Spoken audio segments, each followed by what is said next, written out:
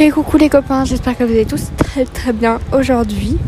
Je suis de nouveau dehors. Je suis devant une chapelle chrétienne qui est près de chez moi. Et en fait, j'avais envie de vous faire un podcast hyper travaillé, hyper quali et tout. Mais d'un autre côté, j'avais envie de vous parler vraiment à cœur ouvert. J'ai envie de vous parler de plein de trucs en fait. Mais le souci, c'est que je sais pas. Aujourd'hui, c'est un petit peu compliqué. On est jeudi, on est vendredi, le podcast sortira lundi. Donc voilà, hier, je vous ai annoncé que je mettais en place une plateforme collaborative pour soutenir le podcast. Parce que, écoutez, j'ai quelques invités que j'ai contactés qui seraient d'accord de passer sur le podcast. Des invités que vous allez vraiment beaucoup aimer et j'en suis certaine. Mais sachez que payer des transports pour aller jusqu'au fin fond de la France, c'est pas donné. Surtout que j'habite en Belgique. Bref, en fait, ça me saoule de vous parler de ça honnêtement parce que c'est le genre de sujet qui me met extrêmement mal à l'aise. Vous parlez de l'argent. Honnêtement, je me livre à vous dans ce podcast parce que bon voilà, on est un petit groupe et tout ça. J'espère qu'on sera beaucoup plus à écouter le podcast d'ici peu, mais voilà, pour le moment, on est un petit groupe, on est entre nous. Et honnêtement, parler d'argent, ça me met mal à l'aise. Et de base, je voulais pas trop faire cette plateforme collaborative qui s'appelle Tipeee. Parce qu'en fait, j'ai l'impression de vous mendier de l'argent. Et ça met dans une situation extrêmement délicate que j'aime pas du tout. Mais ça devient un petit peu essentiel parce que, en fait, c'est sympa d'enregistrer avec mon micro de téléphone. Moi, ça me convient tout à fait. Mais vous comprendrez que me déplacer jusqu'à l'autre bout de la France pour rencontrer des invités de marque. En fait, j'ai même pas les mots. Vous pouvez même pas imaginer à quel point j'ai juste hâte. Et me présenter avec mon petit iPhone pour enregistrer le podcast. Je pense sincèrement pas que je serai prise au sérieux. Après, peut-être que pas du tout et que ça passera très bien, mais j'ai un peu du mal de me présenter comme ça. En fait, j'essaie vraiment de faire en sorte que le podcast soit hyper qualitatif et devienne même une référence dans l'idéal dans le domaine ESO et qu'il y ait beaucoup de personnes qui me contactent pour faire des collaborations ou juste pour passer sur le podcast. Ce serait sincèrement un de mes rêves. Maintenant, on grandit petit à petit et je vous en suis extrêmement reconnaissante parce que c'est grâce à vous en fait que des gens acceptent de passer sur le podcast.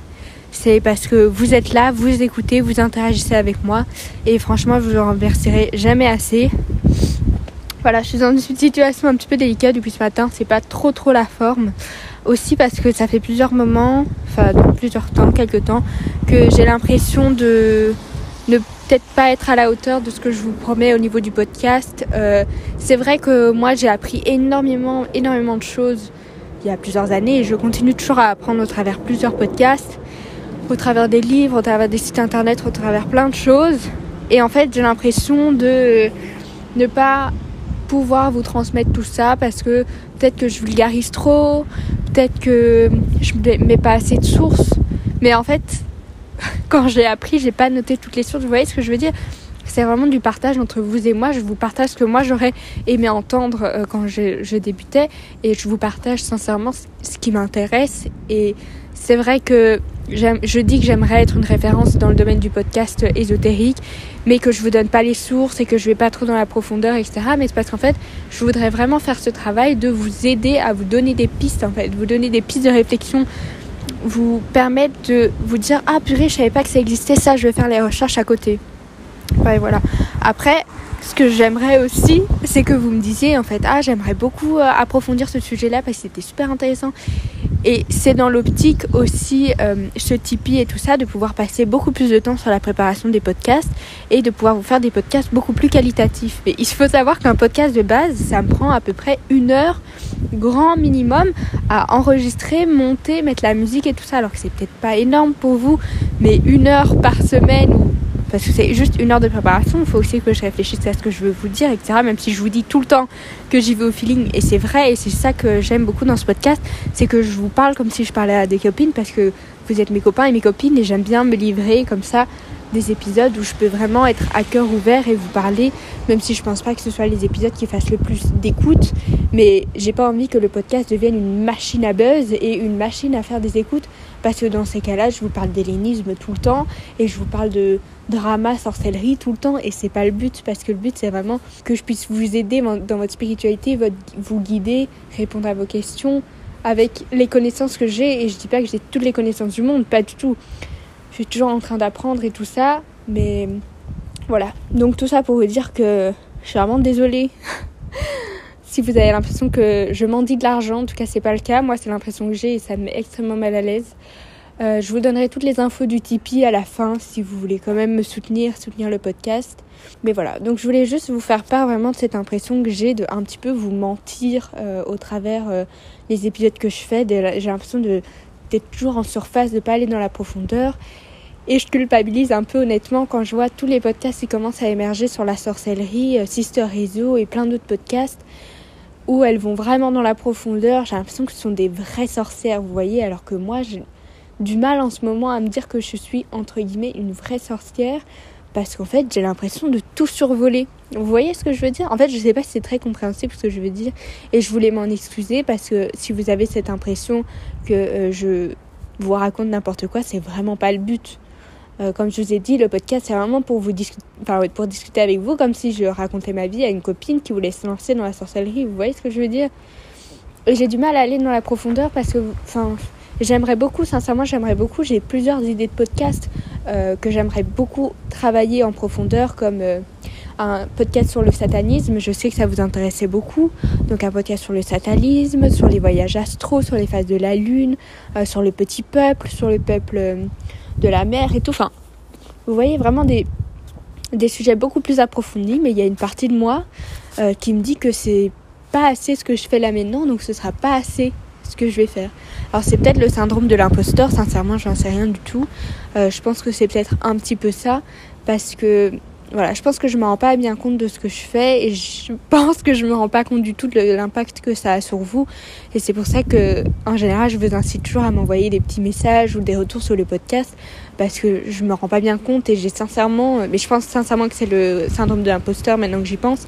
J'ai l'impression de vous mentir constamment à chaque podcast, et pour le moment ça me démotive un peu. Alors je dis pas du tout que je vais arrêter les podcasts, parce que je vais certainement pas arrêter, loin de là, j'adore ça et c'est génial, mais voilà, en fait je pense que le mieux ce serait peut-être d'alterner entre les podcasts plus légers et les podcasts plus approfondis.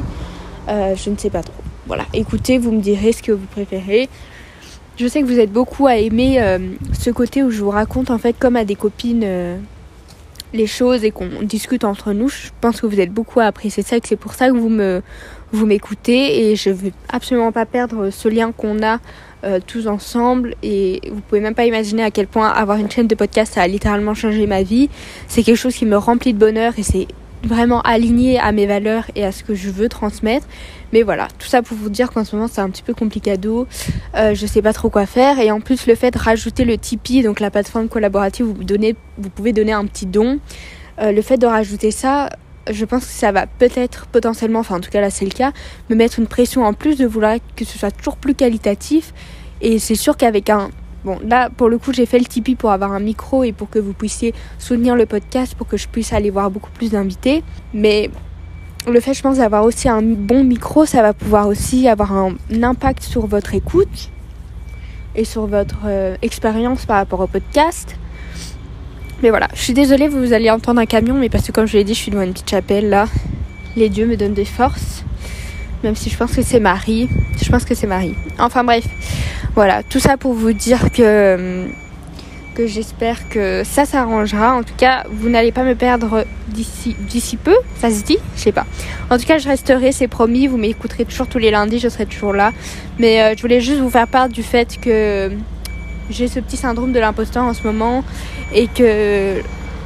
Voilà, merci à tous ceux qui m'écoutent. En tout cas, sachez que c'est quand même très important pour moi.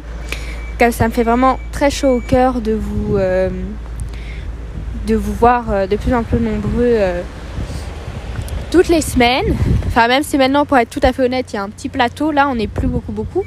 Mais sachez que ça me fait vraiment plaisir pour ceux qui me suivent. Je pense que vous êtes 60 à être les 60 officiels, les 60 de la team WeChat.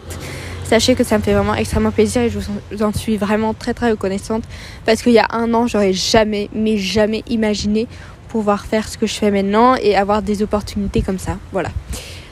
Donc voilà, je pense que c'était tout pour ce petit moment blues, je voulais vous parler aussi d'hellénisme, parce que en fait j'ai eu quelques questions qui me demandaient est-ce qu'on est toujours obligé de faire de la sorcellerie quand on prie, est-ce qu'on est obligé de prier des dieux quand on fait de la sorcellerie? Alors je tenais à dire que pas du tout. Je pense que c'est un amalgame que beaucoup de gens font, parce que c'est vrai que c'est quand même très répandu.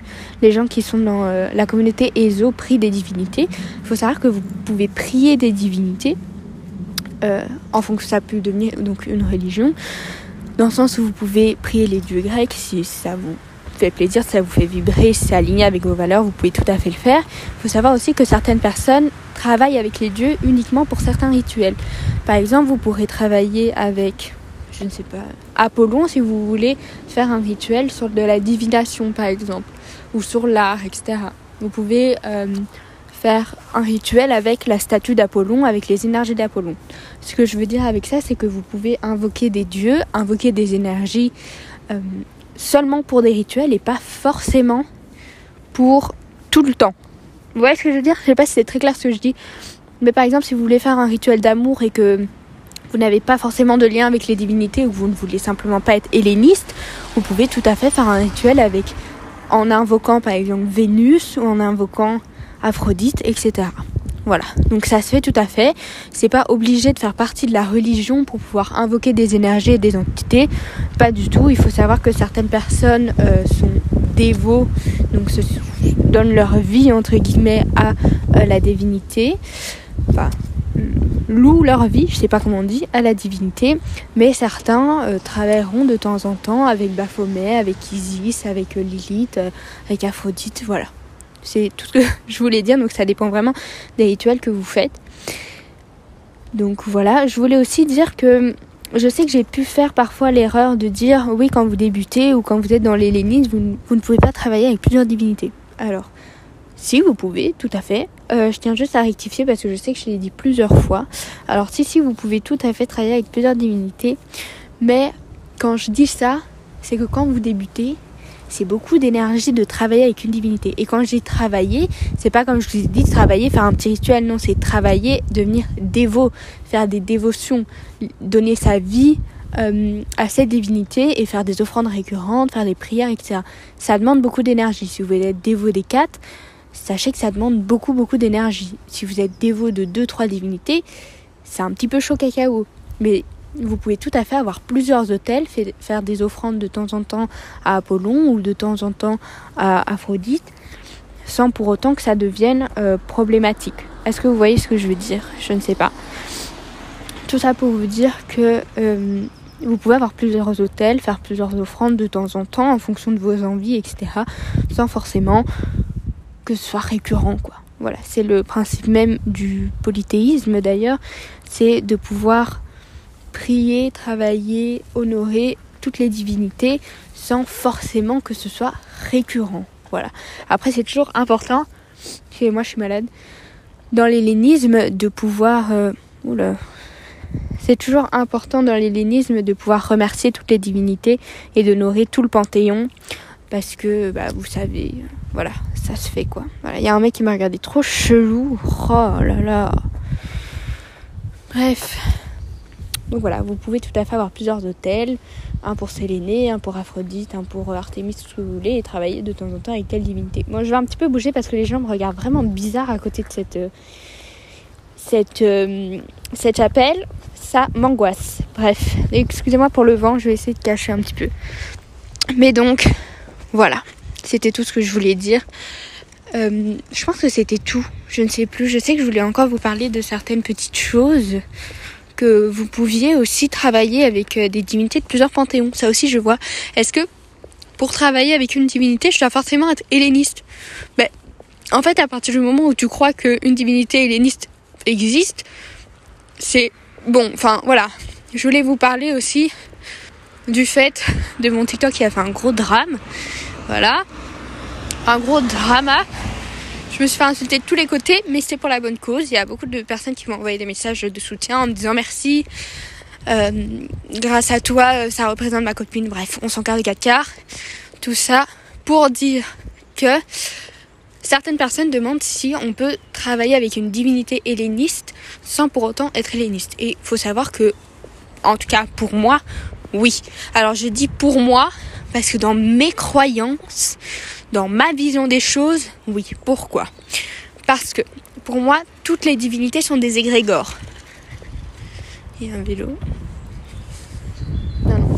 Toutes les divinités sont des égrégores. C'est-à-dire que Jésus a un égrégore au même titre que Aphrodite, au même titre que Lilith, au même titre que Baphomet, au même titre que des divinités mexicaines. Voilà.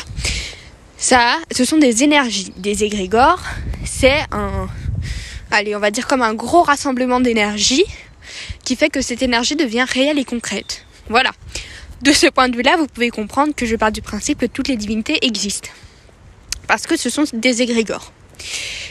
Donc, oui, pour moi, tu peux travailler ou prier une divinité helléniste si tu ne te considères pas comme helléniste. Parce que pour moi, être helléniste, c'est vraiment adhérer à toutes les maximes delphiques, adhérer à toutes les pratiques, à toutes les croyances. Après, il y a plusieurs sortes, enfin, pas plusieurs sortes d'hellénistes, mais vous avez l'helléniste moderne, entre gros guillemets, et l'helléniste de l'Antiquité, qui va respecter toutes les pratiques anciennes de l'Antiquité. Voilà. Donc déjà ça, faut faire la différence parce qu'en fonction de où vous vous situez dans les pratiques, eh bien vos pratiques, en fait ça fait 14 fois que j'ai le mot pratique, mais vos rituels vont être différents. Je vous en ai déjà parlé. Quand vous avez une statue d'Artémis dans votre chambre, je pense que si vous êtes néopaganiste, il n'y a pas de souci. Si vous partez du principe que la divinité n'est pas constamment sur l'autel, donc néopaganiste, il me semble, il n'y a pas de souci. Par contre, si vous êtes reconstructiviste, alors je suis vraiment pas certaine des noms, je suis désolée, ça peut être plus problématique parce que ça voudrait dire que vous considérez que la divinité est constamment sur l'autel. Donc Artémis dans une chambre où il y a des choses plus ou moins intimes, ça va pas être joli. Vous voyez ce que je veux dire ? Donc en fonction de où vous vous trouvez sur la reconstitution des pratiques et des mythes, eh bien vos rituels vont changer. Donc déjà ça, il faut se poser la question. Voilà, tout ça pour dire ça. Bref. Donc pour moi, être helléniste, c'est vraiment ça. Attention, il y a du vent, je suis désolée. Ensuite, des choses qu'on m'a aussi reproché, c'est de prier des personnes des dieux qui agressent, des dieux méchants, des dieux qui font de l'inceste, etc. Alors, ça aussi, j'aimerais remettre un petit peu de lumière sur ce point-là.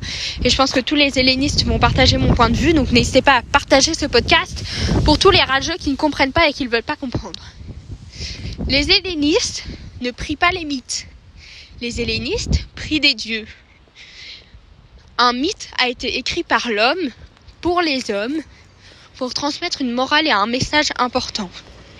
Les dieux sont des entités, des énergies, des personnifications d'énergie, comme Poséidon est le dieu de la mer, Artémis est la déesse de la forêt, Hécate est la déesse, il me semble, des carrefours.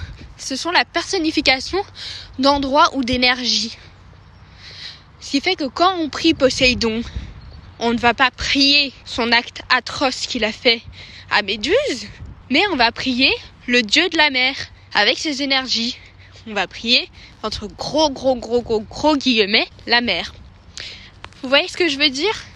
Donc ça, je trouvais ça hyper important parce que quand on dit qu'on est helléniste, on reçoit souvent, mais vraiment souvent ce genre de message en mode la honte, tu pries des violeurs et tout.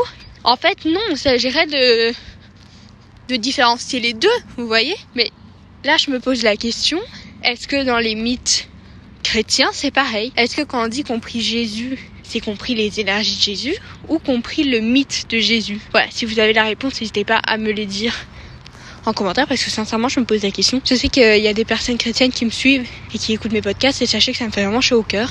Vous êtes dans la tolérance et le respect et vous représentez extrêmement bien votre belle religion qui est magique, majestueuse et magnifique. Voilà, c'est tout. Donc voilà, n'hésitez pas à me le dire parce que ça m'intéresse vraiment. Et je pense qu'on a fait le tour. J'espère que j'aurai répondu à vos questions sur l'hellénisme. Si vous avez d'autres questions, n'hésitez pas à me les mettre en commentaire aussi. un truc que je voulais éclairer, c'est que si vous voulez faire des offrandes aux divinités, parce que ça aussi on n'en parle pas assez, et je comprends pas pourquoi, parce que j'ai l'impression que tout le monde veut faire passer l'hellénisme pour un truc hyper compliqué, hyper à la mode, hyper tendance, alors que c'est vraiment une pratique qui vient du cœur, c'est une pratique personnelle, c'est pas toujours obligatoire de les montrer sur les réseaux sociaux. Sachez que moi, ce que je montre sur les réseaux, c'est 1/10 même pas de ma pratique. Donc voilà, si vous êtes helléniste, vous n'êtes pas obligé de vous montrer sur les réseaux et de montrer votre pratique. Bref, quand vous voulez faire des offrandes, vous pouvez déposer sur l'autel les offrandes que vous voulez, les offrandes qui vous font plaisir. Si vous voulez offrir une petite fleur, une petite pâquerette que vous avez vue, que vous avez croisée sur votre chemin à Aphrodite, allez-y. Ce qui est important, c'est l'intention, c'est l'énergie que vous allez mettre dedans. Parce que les divinités se nourrissent de l'énergie, vous avez compris, de l'énergie que vous mettez dans les offrandes. Donc si vous voulez offrir un bout de bois à Aphrodite, parce qu'il vous a fait penser à elle, parce que vous le trouvez joli, allez-y. Si vous voulez offrir un dessin à Hadès ou à Hécate, allez-y. C'est pas grave, c'est pas parce que c'est pas dans sa liste de offrandes attribuées, c'est pas parce que vous avez pas offert une grenade à Perséphone qu'elle va être méchante avec vous ou que ça va être problématique. Non, vous offrez ce que vous souhaitez. Les dieux savent qu'on est humain, les dieux savent qu'on n'a pas forcément le temps, ni l'énergie, ni les moyens. Et ils sont très contents qu'on ait déjà pensé à eux. Parce que pour rappel, la chose la plus précieuse que nous avons, nous, êtres mortels, c'est notre temps. Donner notre temps à un dieu, c'est une des plus belles offrandes. Réfléchir, penser à une divinité, c'est déjà une offrande en soi. Faire une activité pour une divinité, aller se balader en forêt pour penser à Artémis ou aller faire de la plongée pour un Poséidon, c'est une offrande. Voilà. Je vous le dis parce que je sais que certains peuvent culpabiliser de ne pas avoir assez de moyens ou assez de temps pour faire des offrandes, et je trouve ça important de rappeler que juste penser à la divinité, je ne sais pas, penser à Aphrodite quand vous mettez votre parfum, lui dédier une partie de votre journée, lui dédier un temps ou une activité, c'est une très belle offrande. Voilà. Donc j'espère que le message sera passé, que ça va un petit peu vous déculpabiliser et que ça vous aura aidé. Voilà. Maintenant, on va passer dans la partie compliquée pour moi. Je vais vous parler du Tipeee.